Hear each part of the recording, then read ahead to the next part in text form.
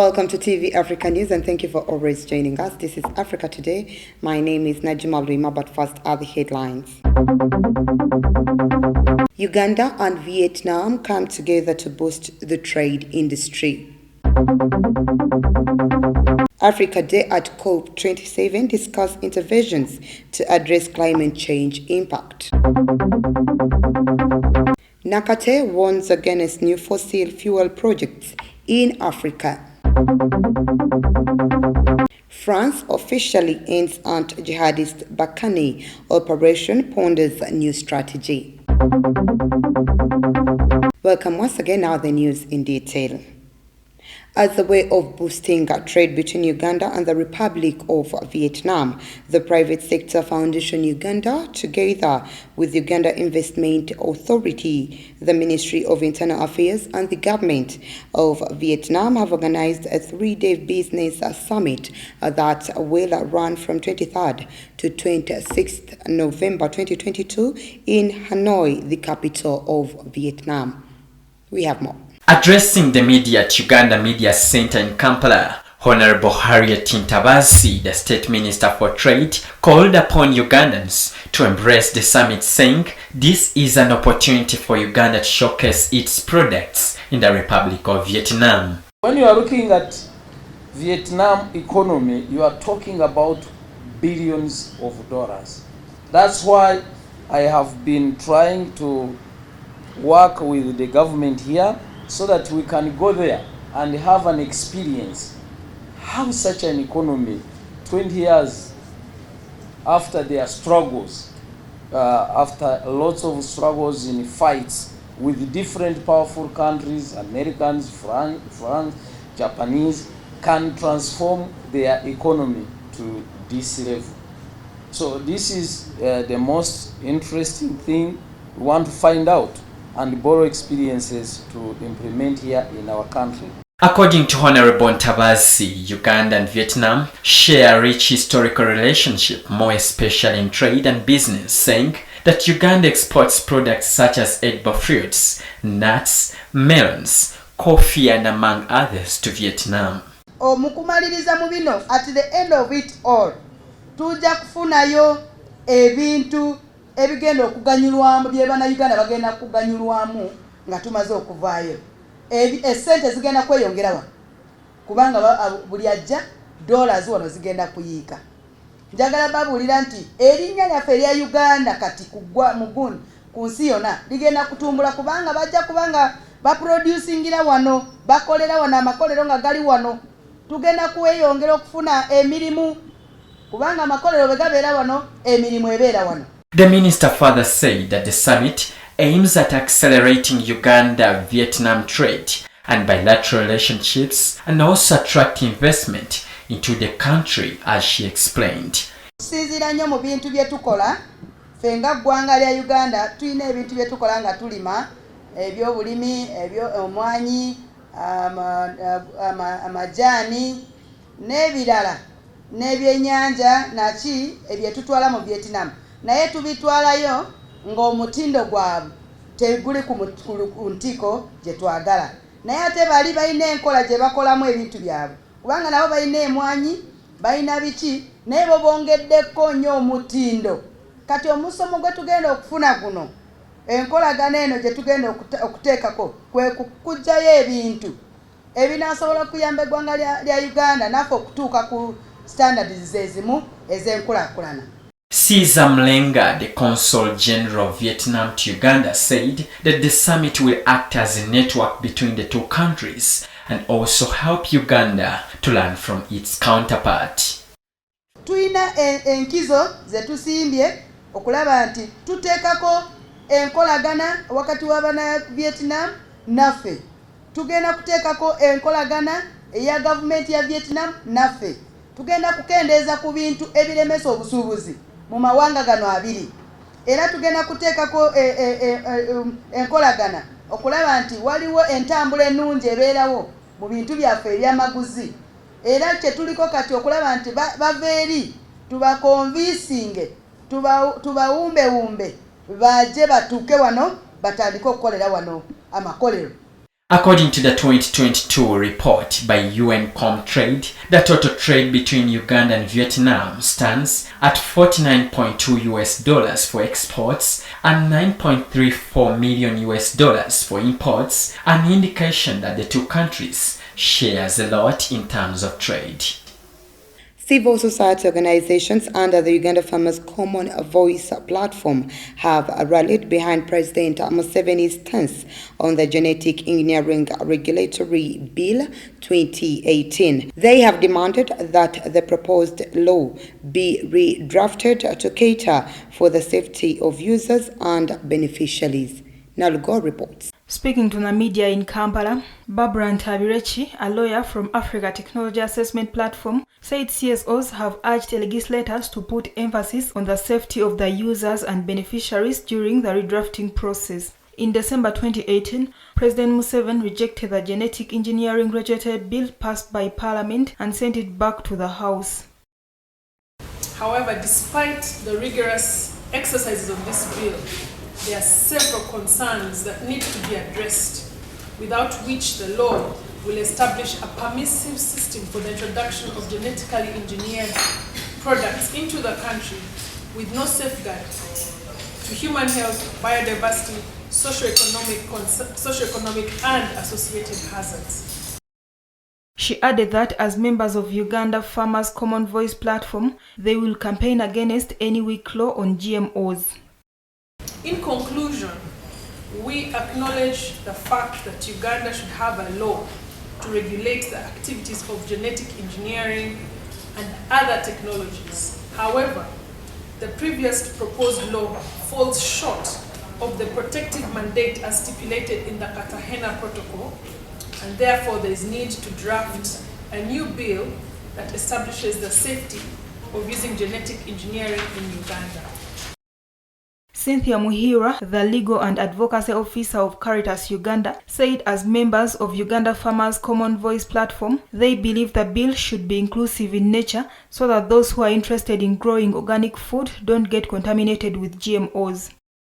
We believe that this bill to pass should be inclusive in nature, that those who are interested in growing organic foods should not be contaminated with genetically engineering. Therefore, with that, I would say that as we go on with this campaign, we should not tire, but look forward to a country that provides safe food for the generations to come and the generation today. I say thank you. Currently, the Office of the Prime Minister is in charge of redrafting the GMO bill. In his 2018 letter to the then Speaker of Parliament, Rebecca Kadaga, President Museveni sought clarification on some issues that included its title, patent rights of indigenous farmers, and sanctions of scientists who mix GMOs with indigenous crops and animals. Museveni also asked Parliament to clarify on other aspects of genetic engineering, such as setting out the boundary of the technology to crops and animals with no crossover to human beings. Since then, the plan to retable the bill was halted until October 14th, when a section of MPs including James Nsababuturo, Emmanuel Otala and Betty Chalain held a press conference following the possible plans to lift the ban on genetically engineered seeds in the country. Wednesday, November 9th was Africa Day at COP27 Climate, a summit where the continent was looking at the negotiations in Sharm el-Sheikh, Egypt. According to NGOs, 17 to 40 million may be forced to migrate internally, just as staple crops and fish harvests are expected to decline by up to 40%. We have more on this report. Solani Mulando, Mozambique's country director for the Worldwide Fund for Nature, said that he comes from Mozambique, where 60% of the population live along the coast and have cyclones every year, which are becoming more intense, the recent being Cyclone Indai in 2019. Investments are huge for Africa in the coming years, especially in water, protection of the coast and cooling, according to a new analysis by the International Finance Corporation. The organization underlines that only 2% of the private sector invest in adaptation progress. According to Makta Diop, the managing director of IFC, the largest global development institution focused on the private sector in emerging markets, for the next 20 years, they need about $100 billion of investment in Africa for adaptation, meaning that $5 billion a year would be a level of investment that would be very useful and would actually make a difference. Despite contributing the least to climate change, Africa remains the most vulnerable region in the world to climate change. The African Climate Foundation believes that climate change interventions could unlock new opportunities for development in Africa. Let's take a break. We will be right back.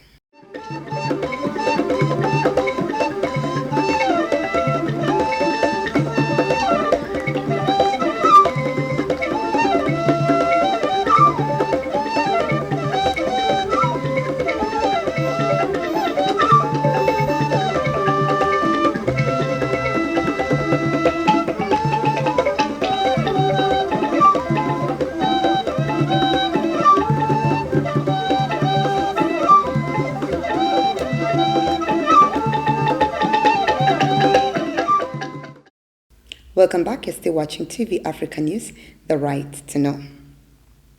Climate activist and UNICEF Goodwill Ambassador Vanessa Nakate has warned against new fossil fuel projects on the African continent at the UN Climate Summit on Wednesday, arguing that oil and gas are a dangerous distraction.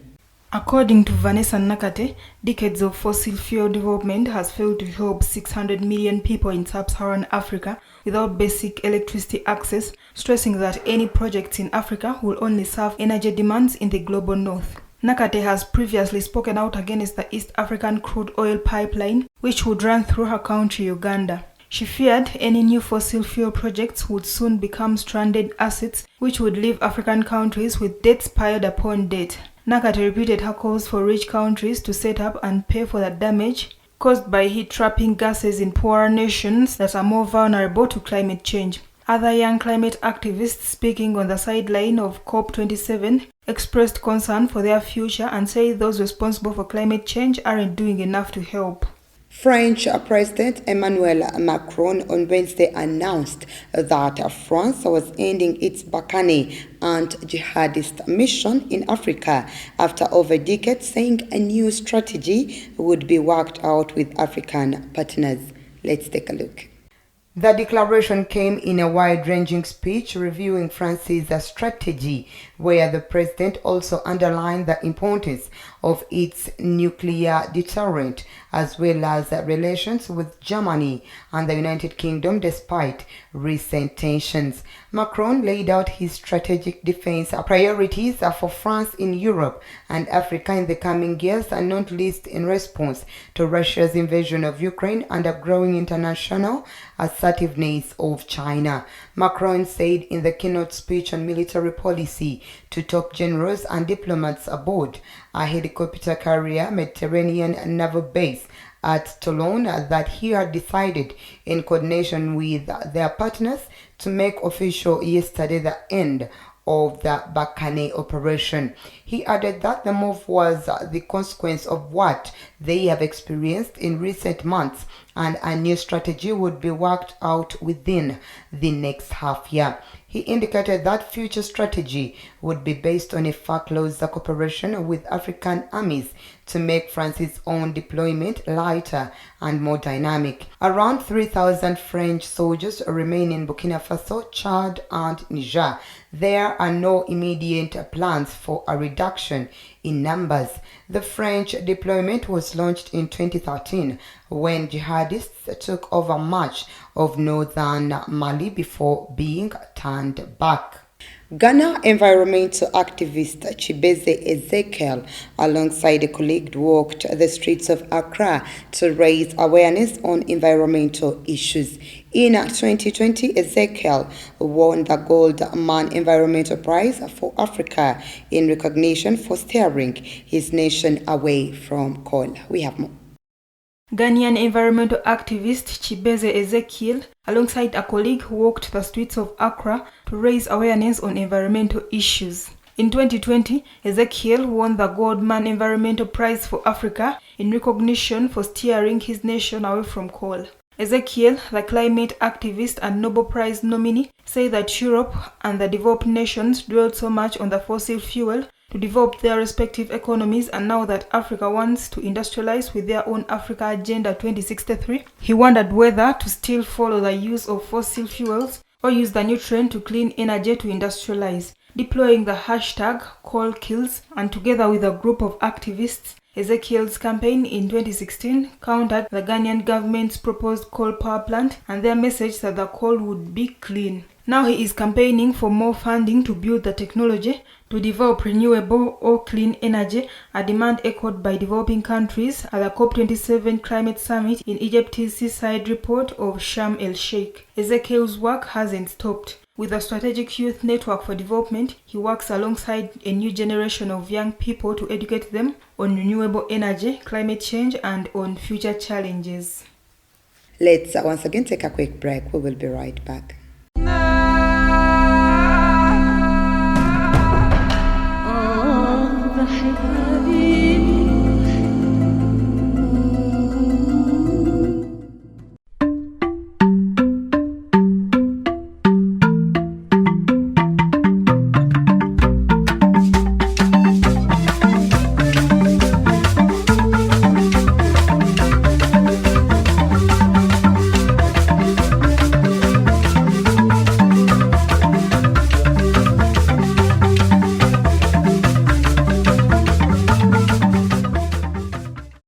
Welcome back. You're still watching TV Africa News, the right to know. The president of South Africa, Cyril Ramaphosa, criticized international funders for making it difficult for poorer nations to access aid to fight climate change. Let's take a look. According to a UN-backed report released on Tuesday, developing countries and emerging economies need investments well beyond $2 trillion annually by 2030. Speaking at the COP27 summit on Tuesday, Cyril Ramaphosa asked for a clear roadmap. Ramaphosa said that they need a clear roadmap to deliver on the Glasgow decision to double adaptation financing by 2025, and their emphasis must be on the health, well-being, food and water security of the most vulnerable people in the world. The president said that they are already scaling up investment in renewable energy and are on a course to retire a number of aging coal-fired power stations, adding that the amount of money that is needed for South Africa to embark on this difficult journey is close to $90 trillion. Also, on Tuesday, security had to escort Egyptian pro-government lawmaker Amal Dawish after he disrupted a press conference led by the sister of jailed British Egyptian activist currently on hunger strike. The activist, currently serving a 5-year sentence, was accused of spreading disinformation after denouncing police brutality on social networks.